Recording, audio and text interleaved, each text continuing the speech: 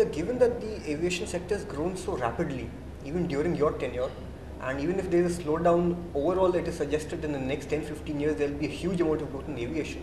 How do you see the role of the DGCA expanding to encompass so many aerodromes, so many airports, and monitoring of all these flights across India? See, that's what I differ with many of the reports which come in the paper, reports which project negatively on the functioning of the DGCA.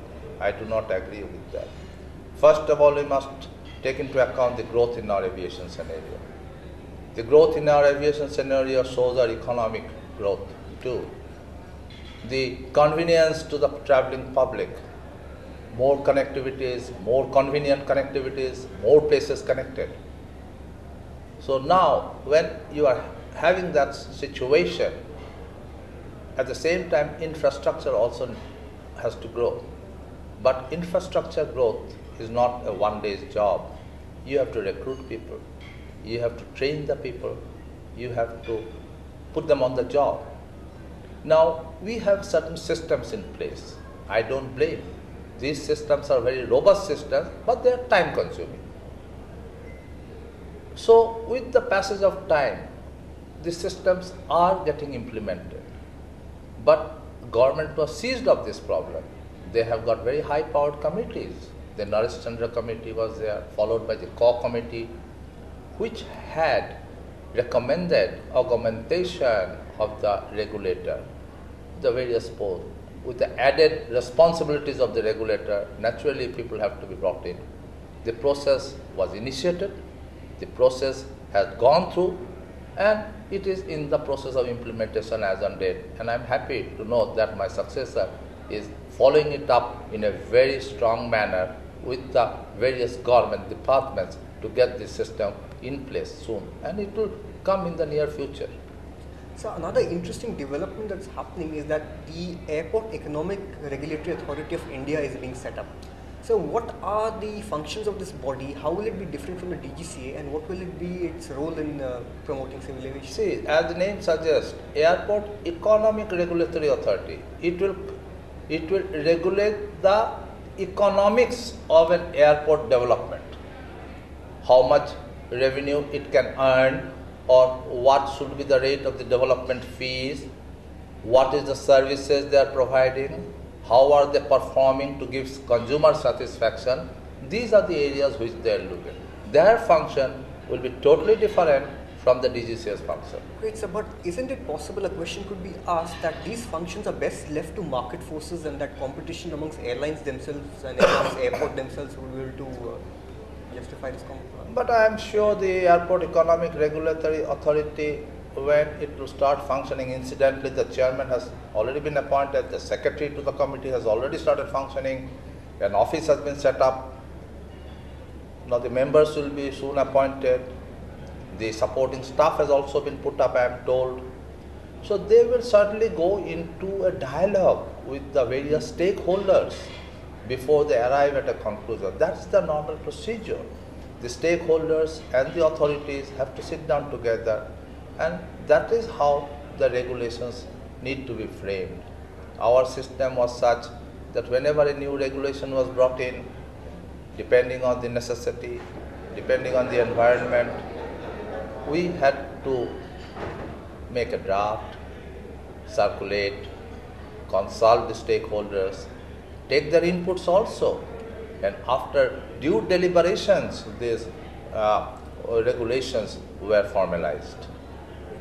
Sir, in the recent news items that lay people or in fact business readers go through, everybody is concerned about Air India, the financial state of Air India, the result of the merger, and how safe Air India is actually to fly.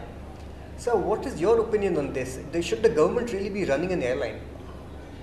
That part I won't be able to answer, but one thing, Air India is our national carrier. It had stood the test of time. One must not forget that in national emergencies, this Air India has risen to the occasion, whether it is bringing our people from the Middle East, whether it was the tsunami to fly out relief to them, they have always come to the forefront. Coming to the second part, financial losses. Well, yes, Air India went into a major expansion program. And it was necessary too to keep its flag flying because it had to compete with other international airlines. You can't buy aeroplanes off the shelf. You have to book orders. You have to take a decision in the government, which the government did it. Then the orders were booked, then the aeroplanes were coming in. But for that, funds were taken from the banks, and that interest or the return of the fund is having a tax burden on the airline. But maybe now, with the government's actions, government is very serious about it, as we read it in the newspapers. So government will certainly find out ways and means, if necessary, infusion of funds. That I read in the papers that infusion of funds have been promised by the higher authorities, and maybe that will give them some breather to turn the tide. But at the same time, the people of Air India, the employees, they also have a major role to play. They have to rise to the occasion once again and then prove it that they can do it. They can turn around, as Professor Abid Hussain has said it in the opening remarks of this seminar, that India can do it and India will do it. So with respect to airport infrastructure, people say that airlines did such a good job of adding capacity. There was so much competition, but the airport infrastructure really never caught on. So there was a result. You see, as I told you, infrastructure cannot grow overnight. Today also, Dr. Onkar Goswami was telling Mumbai airport delayed him, he came late.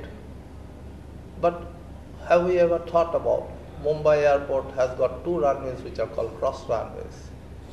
And taking safety into consideration, when the visibility is low, 2 runways cannot be operable. So we have to take in the delay. So we have to take in the delay, and instead of that, rush the things forward and end up in a catastrophic thing. That is not wise. So one more facet of aviation, a positive one, is there. In fact, aviation competition itself was not in the aviation sector itself, but aviation also influenced railway passenger prices. For example, the passenger fares in the air-conditioned classes never rose, and some of them actually fell to compete with the air passenger traffic. So what sort of roadmap ahead do you see? What sort of developments in the aviation sector do you see in the next 5 to 10 years, where aviation can fit into this multimodal transport role of delivering passengers and services all across India and the world? It is growing. It is growing. This turn down is a temporary phase, I believe. The airlines are still flying. They will fly. And with the passage of time, more people will fly. More airlines will be filling up their aeroplanes with capacity. When we came into Goa, the aeroplane was full. Right.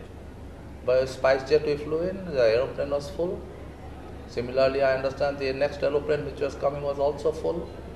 So that's how things will keep on improving. I always see a positivity in all these things.